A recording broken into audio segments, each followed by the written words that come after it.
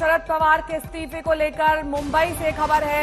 NCP committee ने पवार का इस्तीफा नामंजूर कर दिया है और अब पवार फैसला करेंगे कि वो अध्यक्ष दोबारा बनेंगे या फिर नहीं। यह एनसीपी के 18 सदस्यों वाली कमेटी पवार का इस्तीफा नामंजूर कर दिया गया उनकी तरफ से और पवार से फिर अध्यक्ष बने रहने के प्रस्ताव भी चंद दिन पहले शरद पवार ने इस्तीफा देकर पार्टी में हड़कंप मचा दिया था।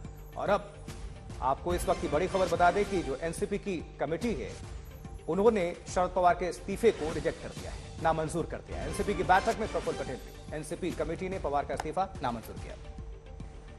साहिल जोशी मेरे सहयोगी जुड़ गए हैं तमाम जानकारी के साथ। साहिल, अब पार्टी के पास क्या क्या विकल्प बचे हैं और शरद पवार की ओर से तो काफी हद तक ये कह दिया गया है कि वो इस्तीफा वापस नहीं लेंगे। अब पार्टी का भविष्य कैसा है?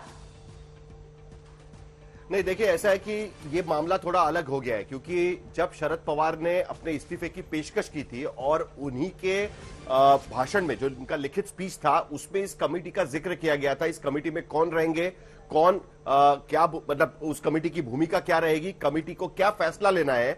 और उनके भाषण में उन्होंने साफ शब्दों में कहा था कि कमेटी इस बारे में फैसला लेगी कि उनका उत्तराधिकारी कौन होगा, कौन उनकी गद्दी पर बैठेगा, कौन एनसीपी की कमान संभालेगा।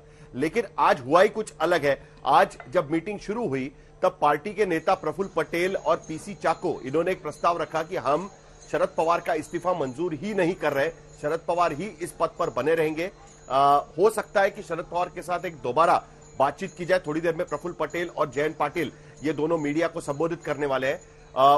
जिस तरीके से शरद पवार को अगर कल से हम देखें तो देश के अलग अलग पार्टियों के नेताओं के फोन सुप्रिया सुले या पार्टी के अलग अलग नेताओं को गए। इसमें अखिलेश यादव है, नीतीश कुमार है, उसके बाद पिनियारी विजयन है, सीताराम येचुरी है, फारूक अब्दुल्ला है, खुद राहुल गांधी ने सुप्रिया सुले से बात की है, एमके स्टालिन ने सुप्रिया सुले से बात की है। तो ये जो एक नेशनल लेवल के अलग अलग नेताओं का जो दबाव भी यहां पर पड़ा है, कहीं ना कहीं शरद पवार को यह समझाने की कोशिश हो रही है कि 2024 के चुनाव के पहले, लोकसभा चुनाव के पहले जो विपक्षी एकता को बनाने की कोशिश करनी है उसमें शरद पवार की भूमिका बड़ी रहेगी। और ऐसे में अगर वो पद से हट जाते हैं तो ये एक तरीके से इस तरीके से देखा जाएगा कि कोई संन्यास में जाने की कोशिश करे और इसके चलते आपको अपना इस्तीफे पर दोबारा विचार करना चाहिए।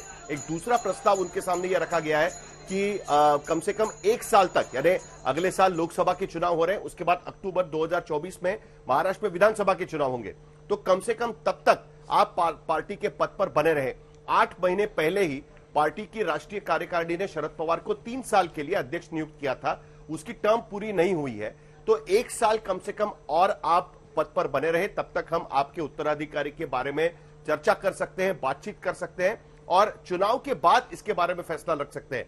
इस तरीके की बात भी उनको कही गई है और आज के रिजोल्यूशन के बाद दोबारा शरद पवार से मिलकर यही बात रखने की कोशिश की जाएगी।